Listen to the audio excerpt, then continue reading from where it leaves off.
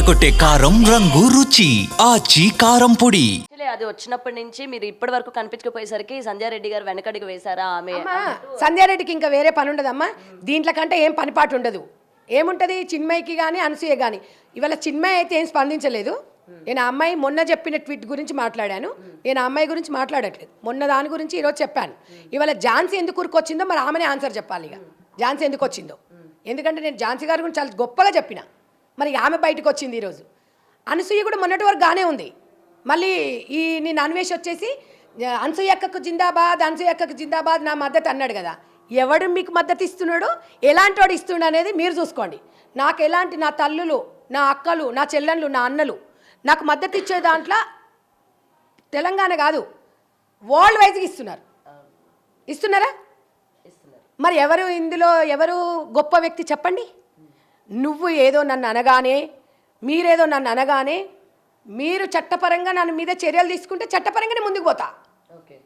సంధ్యారెడ్డి భయపడే వ్యక్తి కాదు. మీకు ఆ రోజు చెప్పినా, ఈరోజు చెప్తున్నా, నా అన్నలకు నా తమ్ముళ్ళకి చెప్తున్నాను.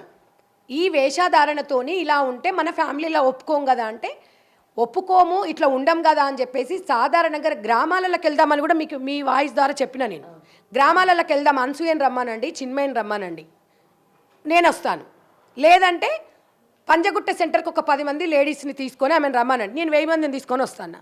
20 రోజుల తర్వాత ఈరోజు స్పందించడం అనేది కరెక్టా? చెప్పండి. నేను ఏమైనా భయపడినా మీరు చెప్పంగా నేను ఎక్కడో ఉంటా.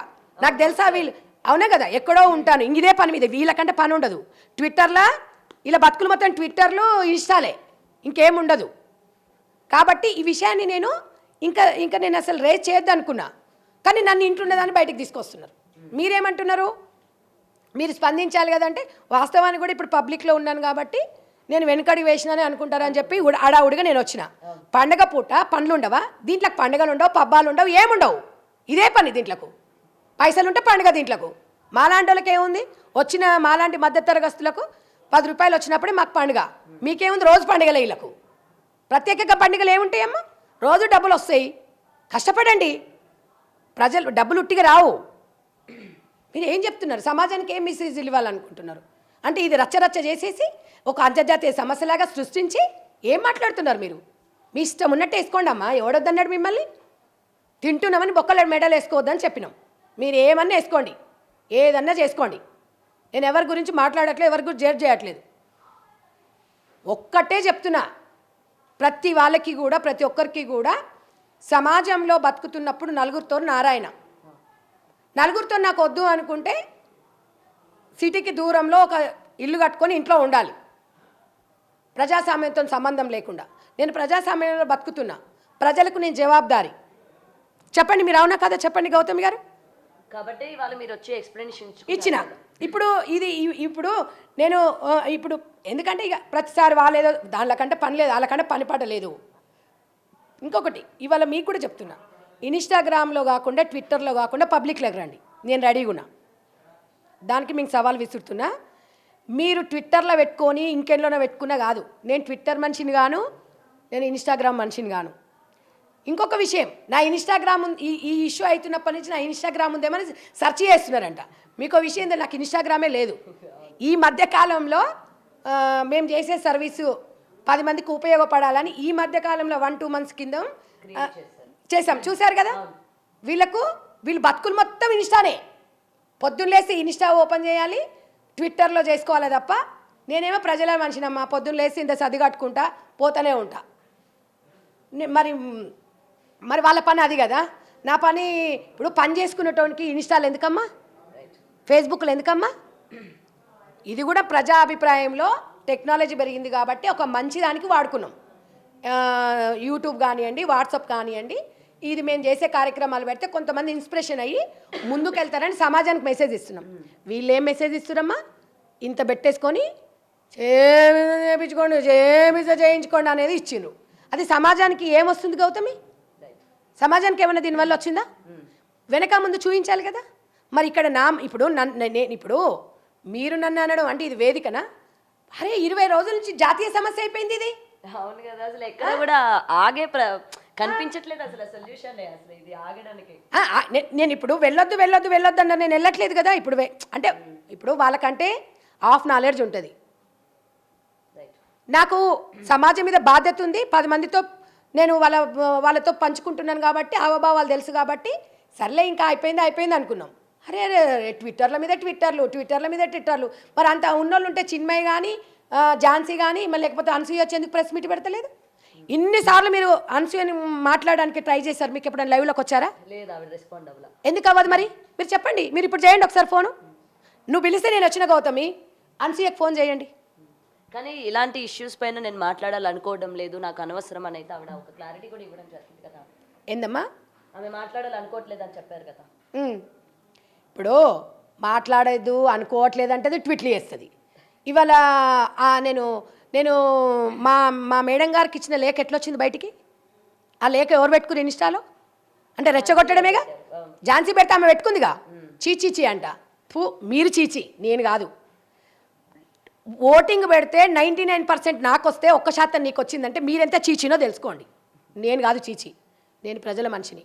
ఓకే, నేను ఒకటి చెప్తున్నా, నువ్వు కరెక్టే అయితే నీ కొడుకు ఎందుకు అమ్మాయి డ్రెస్ బాగాలేదని ఎందుకు చెప్పాడు? చెప్పు అనసూయ, నువ్వు మంచిదానివే, నువ్వు కరెక్టే. ఇక్కడ నేను జడ్జిమెంట్ ఇస్తలేను.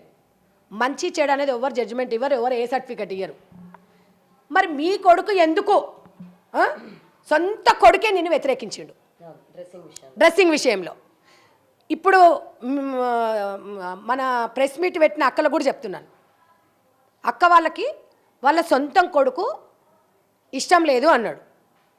మరి వాళ్ళ కొడుకుకి ఏం మెసేజ్ చెప్తారు అక్కలారా మీరు చెప్పండి. సంధ్యారెడ్డి కంటే మీరు నన్ను ఉద్దేశించని చెప్పలేదు, ఒక అక్క చెప్పింది, ఇది మేము అదిగా తీసుకుంటాము, మేము ఏ1గా పెడతాము, ఎఫ్ఐఆర్ బుక్ చేస్తామని చెప్పారు. మీరు పెట్టండి అక్కయ్య, నేను ఎదుర్కొంటాను కేసు. మిగతా అక్కయ్య వాళ్ళందరూ కూడా పిఓడబ్ల్యూ సంధ్యక్క గారు కానీ మిగతా అక్కలు కూడా సమాజం మీద మహిళల మీద జరుగుతున్న గురించి చెప్పారు, చాలా బాగా చెప్పారు. సో అందరూ సూపర్గా మాట్లాడారు. నేను కూడా వాళ్ళని రెస్పెక్ట్ చేస్తాను. సమాజంలో చాలామంది పనులు ఉన్నా కూడా అక్క వాళ్ళకి పని ఉన్నా కూడా సమాజం మీద సోషల్ వర్క్ చేస్తూ వాళ్ళు కూడా ఒక మంచి మెసేజ్ని ఇచ్చారు.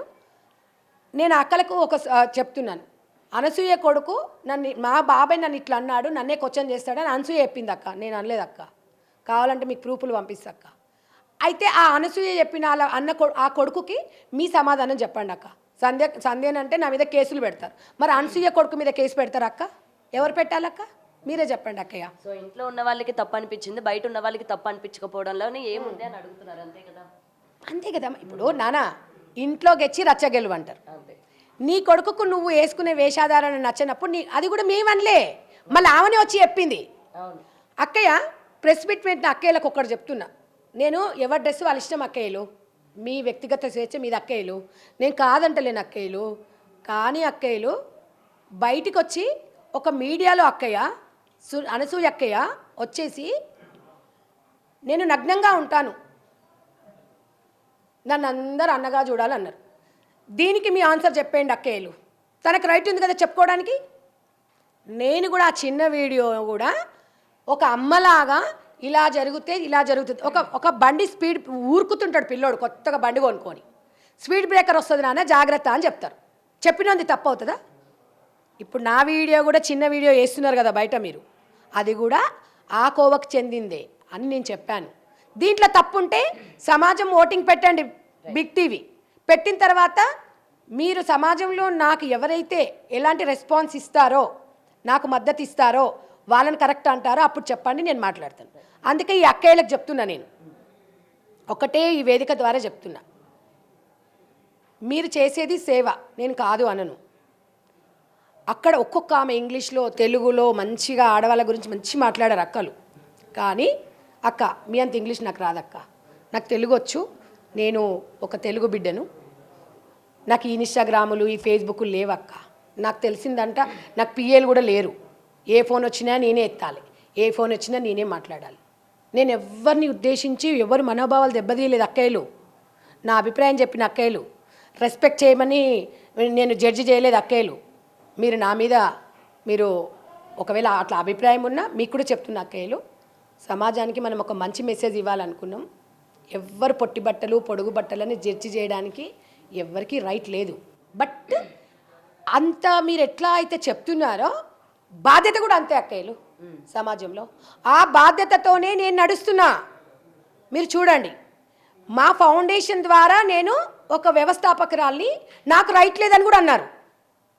నేను నా వ్యవస్థాపకురాల్ని నేను అక్కడ మాట్లాడేటప్పుడు 100% నాకు రైట్ ఉంది మాట్లాడడానికి.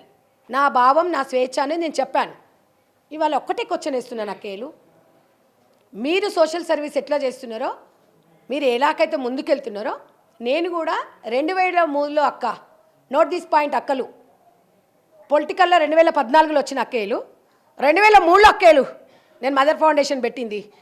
నేను ఎంతమందికి సేవ చేసినా, ఎంతమందికి సేవ అంటే లక్షల కోట్లు ఇవ్వలేదు అక్కేలు, బిర్యానీ కూడా పెట్టలే. నాకు దోషిన సహాయం చేసి, మీ జాకెట్లు మీరు కుట్టుకోరమ్మా, మీరు మంచిగా ఉండండి అమ్మా, మొగోళ్ళతో సమానంగా ఎదగండి అమ్మా, మీరు కూడా రాజకీయాలకు రావచ్చు, మీ పిల్లల్ని మంచిగా చదివించుకోండి అని నేను ముందుకు పోమని చెప్పిన అక్కయ్యలు. నేను చెడిపోమని ఎవరు చెప్పలేదు. నేను జడ్జిమెంట్ కూడా ఇయ్యను.